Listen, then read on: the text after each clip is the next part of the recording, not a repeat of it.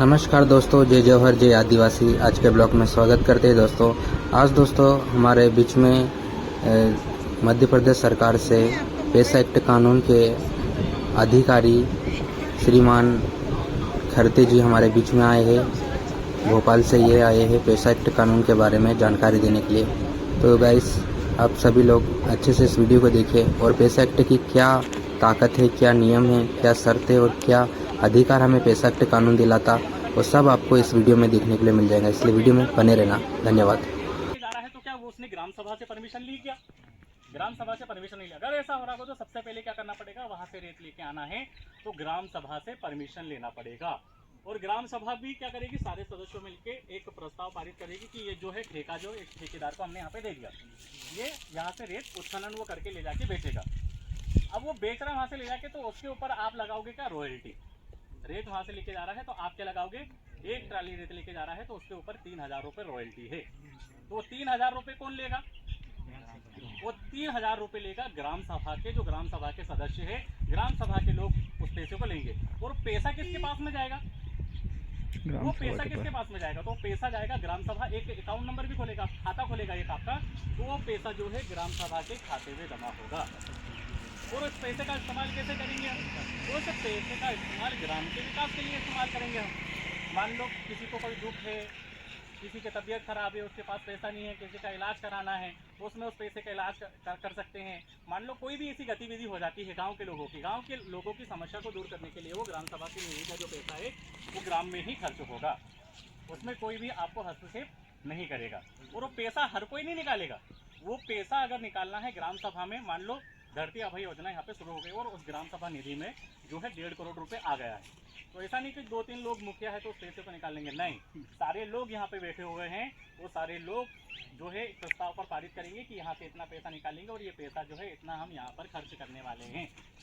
इस प्रकार से वहाँ पे पैसा निकलेगा, मतलब उस पैसा का मिसयूज भी नहीं होगा, हर कोई निकाल भी नहीं पाएगा। जब तक ग्राम सभा में प्रस्ताव पारित नहीं होगा तब तक वहाँ का पैसा भी नहीं निकलेगा, मतलब पैसा सारे ही लोग गांव वाले पे करेंगे, तब जाके वहाँ से पैसा निकलेगा। और उस पैसे को गांव वाले तय करेंगे, ग्राम सभा के जो सदस्य हैं वो तय करेंगे कि उस पैसे को कहाँ पे खर्च करना है, उस पैसे को कहाँ खर्च कर सकते हैं। बहुत सारे ऐसे काम हैं, आंगनवाड़ी बना सकते हैं हम, स्कूल नहीं है तो वहाँ पे स्कूल बना सकते हैं, उसके अलावा पंचायत भवन नहीं है तो पंचायत भवन बना सकते हैं, सामुदायिक केंद्र नहीं है तो सामुदायिक विकास केंद्र हम वहाँ पे बना सकते हैं। बहुत सारी चीज़ें हम गाँव के विकास के लिए वहाँ पे कर सकते हैं।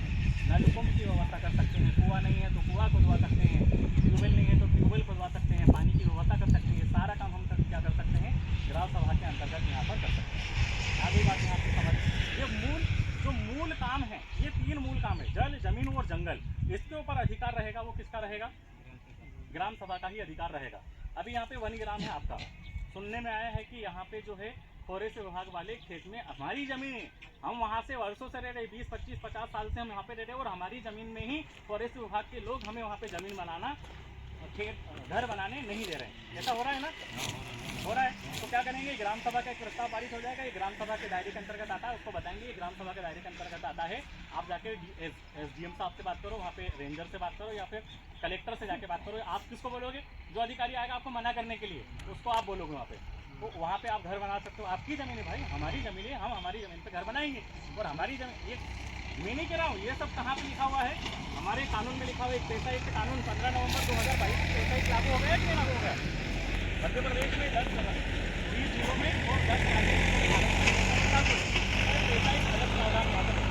उसके अलावा ग्राम सभा में अलग अलग यहाँ पर समिति रहेगी। ये तीनों चीज़ें समझ में आ गई। जल के ऊपर अधिकार किसका है? ग्राम सभा का अधिकार। जंगल के ऊपर अधिकार किसका है? ग्राम सभा का अधिकार है। जमीन के ऊपर अधिकार किसका है? ग्राम सभा का अधिकार है। जो वेरीफाई करता है SDM, वैसा ही आपने जो वेरीफाई कर दिया ना, वो हर कोई मानेगा।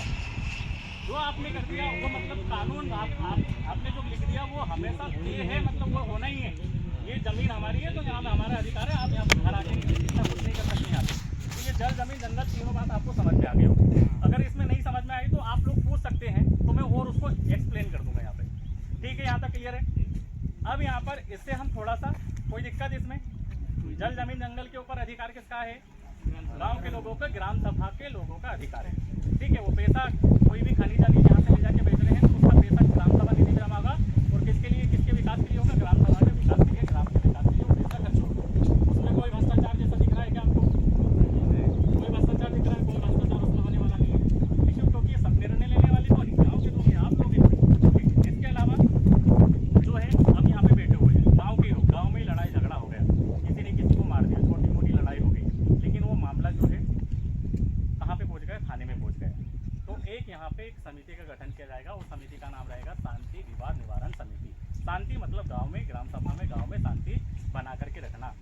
विवाद मतलब गांव में जो विवाद हो रहा है उस विवाद का निवारण करना, शांति विवाद निवारण। शांति बनी रहेगी, विवाद होगा उसका निवारण करेंगे तो गांव में क्या रहेगी, शांति यहाँ पर बनी रहेगी। अब शांति एवं विवाद निवारण समिति बन जाएगी तो फिर उसकी एक कॉपी जो है ग्राम सभा गठित हो जाएगी। उसके बाद में एक प्रस्ताव बना करके शांति विवाद निवारण समिति का एक प्रस्ताव बना करके आप सचिव साहब को ले जा करके देंगे।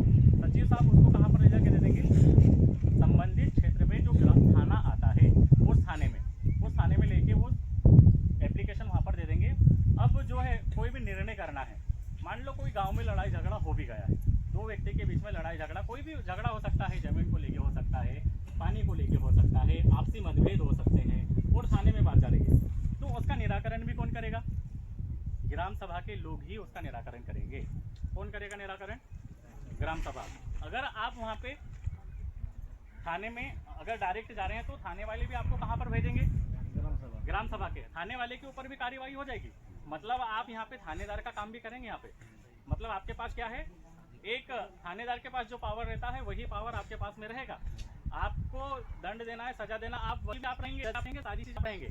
शांति एवं विवाद निवारण समिति में 5 ज़्यादा से ज़्यादा सदस्य हो सकते हैं, 3 महिलाएं भी यहाँ पर होंगी। ठीक है, तो उसमें 5 जजों का जो काम करना है वो जो काम कौन करेगा, जो ग्राम सभा के जो उसमें शांति विवाद निवारण समिति में होंगे 5 सदस्य होंगे, 7 सदस्य होंगे, वही जज का काम करेंगे, निर्णय देने का काम, सजा देने का काम।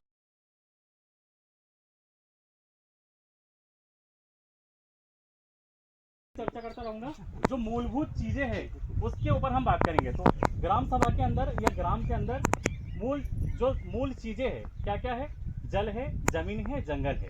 जल जमीन जंगल के ऊपर जो अधिकार है वो किसका अधिकार है, जो प्राकृतिक तौर पर या सामाजिक रूप से उस गांव में जो लोग निवास कर रहे हैं, मतलब 20, 25, 50 साल से हम यहाँ पे इस गांव में निवास कर रहे हैं। अब यहाँ पे हमारी परंपरा के अंतर्गत कहाँ से हमारी गांव की सीमा है, मतलब उसके अंदर किसका अधिकार होना चाहिए, ग्राम सभा का अधिकार होना चाहिए। मान लो ये खेत है और एक वो खेत है, उस वाले खेत में से लेके मिट्टी यहाँ पे डालोगे तो वो सामने वाला तो नाराज हो गई होगा। तो ऐसा ही कुछ ना कुछ हमारे साथ में भी हनन जैसी प्रक्रिया हो रही है। हमारे गांव से जो खनिज संपदा है वो ले जा करके बाहर वाले गांव में यूज हो रही है, तो उसमें गांव का विकास हो रहा है क्या, दूसरे गांव का विकास हो रहा है। तो ये सारी चीजें यहाँ पर एक एक चीज के ऊपर मैं यहाँ पे पॉइंट टू पॉइंट यहाँ पे बात करूंगा, मतलब जल जमीन और जंगल की बात करूंगा। तो जल की हम बात करेंगे। सबसे पहले ग्राम सभा गठन हो जाएगा ना, ये ग्राम सभा का गठन हो जाएगा, आज प्रस्ताव पारित हो जाएगा। गठन होने के बाद में जल जमीन और जंगल के ऊपर अधिकार जो हो जाएगा वो किसका हो जाएगा, गांव वालों को हो जाएगा। ग्राम सभा का अधिकार हो जाएगा, उसमें ना तो कलेक्टर हस्तक्षेप करेगा, तहसीलदार हस्तक्षेप करेगा, ना जिला पंचायत के कोई भी अधिकारी उस पर हस्तक्षेप नहीं करेंगे, क्योंकि वो वेरीफाई हो जाएगा। वेरीफाई करने वाले भी उसको कौन रहेगा, कलेक्टर रहेगा, एसडीएम साहब रहेंगे, और जिला पंचायत के जो अधिकारी रहेंगे, सीओ मैम वगैरह रहेंगे, वो उसके मेन अधिकारी रहेंगे, वो वेरीफाई कर देंगे। वहाँ पे राजस्व में इंद्राज हो जाएगा, फिर उसके अंदर पूरा अधिकार जो है गाँव वालों का ही उसके ऊपर अधिकार वहाँ पर हो जाएगा। बात समझ में आ गई कि गाँव के अंदर जो भी चीजें होगी उसके ऊपर पूरा की पूरा अधिकार जो होगा वो किसके ऊपर होगा, गांव वालों का होगा, ग्राम सभा का ही उसके ऊपर अधिकार होगा। अब हम बात करते हैं जल की। हम बात करते हैं जल जमीन और जंगल मेन है, उसमें जल जमीन और जंगल। जल की हम बात करते हैं। मान लो इस ग्राम सभा के अंदर एक तालाब बना हुआ है, तालाब तो नहीं है यहाँ पे, तालाब बना हुआ है, बड़ा तालाब है, छोटा तालाब है, उसमें पानी है, अभी पर्याप्त पानी नहीं है। मान लो कल को बड़ा तालाब यहाँ पे बनेगा या बनने का होगा, या कोई बड़ा तालाब बना हुआ है, उसका क्षेत्र जो है ग्राम सभा के अंतर्गत आता है, तो हम क्या कर सकते हैं, उस ग्राम सभा से, मान लो उस तालाब से ग्राम सभा के अंतर्गत आ रहा है, वो ग्राम सभा के अंदर आ रहा है, इस गांव के अंदर आ रहा है, लेकिन उसका पानी जो है दूसरे गांव में जा रहा है, तो उसमें अपने गांव का विकास हो रहा है क्या, तो उसके ऊपर हम रोक लगा सकते हैं। उस पानी का इस्तेमाल हम कहाँ पर कर सकते हैं, हमारी ग्राम सभा में, हमारे गाँव के विकास के लिए उस पानी का इस्तेमाल हम कर सकते हैं। और हम क्या कर सकते हैं, वहाँ पे तालाब में हम क्या कर सकते हैं, मत्स्य पालन कर सकते हैं। मत्स्य पालन मतलब मछली पालन कर सकते हैं। गांव के ही लोग, ग्राम सभा के ही लोग उसमें मछली पालन करेंगे, तो उसमें जो राजस्व मिलेगा, जो राजस्व बढ़ेगा वो किसका बनेगा, ग्राम सभा का बनेगा। जो मछली बेचेंगे वो पैसा आएगा। या फिर एक तालाब है, उसको हमने लीज पे दे दिया, किसी आदमी को लीज पे दे दिया, तो उसको लीज पे देंगे तो 50,000 रुपये 60,000 रुपये में उसको लीज पे दे दिया उस तालाब को, और उसमें वो मछली पालन कर रहा है। तो 50 से 60,000 रुपये जो आ रहे हैं वो किसके विकास में काम आएंगे, ग्राम सभा के विकास में काम आएंगे। जो पैसा आएगा वो पैसा किसके खाते में जाएगा, ग्राम सभा निधि में जाएगा। तो ये एक सबसे बड़ा इसमें ये हमें एक प्रावधान दिया गया है। हमारे गांव में तालाब नहीं है, कोई बात नहीं, लेकिन कल को बनेगा, परसों को बनेगा, तो उसमें अधिकार किसको रहेगा, ग्राम सभा का अधिकार यहाँ पे रहेगा। फिर होगा ये जमीन का अधिकार। जमीन का अधिकार बहुत महत्वपूर्ण है। जमीन का अधिकार मतलब आप यहाँ से 25 से 30 साल 50 साल से यहाँ पे बसे हुए हैं और ये आपको मालूम है कि यहाँ से लगाकर ये पूरी प्राकृतिक सीमा जो है, ये पूरा जंगल जो है इस गांव के अंतर्गत आता है। मतलब प्राकृतिक जो हमारी सांस्कृतिक सीमा है, जो हमारी जोहार संस्कृति है, हम वनों में निवास करते हैं, पूरा जंगल में ही बसे हुए हैं हम यहाँ पे। ये हमारी जोहार संस्कृति की, हम वनों में आके बसे हुए हैं और इसके ऊपर अधिकार किसका होगा? इसके ऊपर भी अधिकार जो होगा वो किसका होगा? ग्राम सभा का ही अधिकार होगा।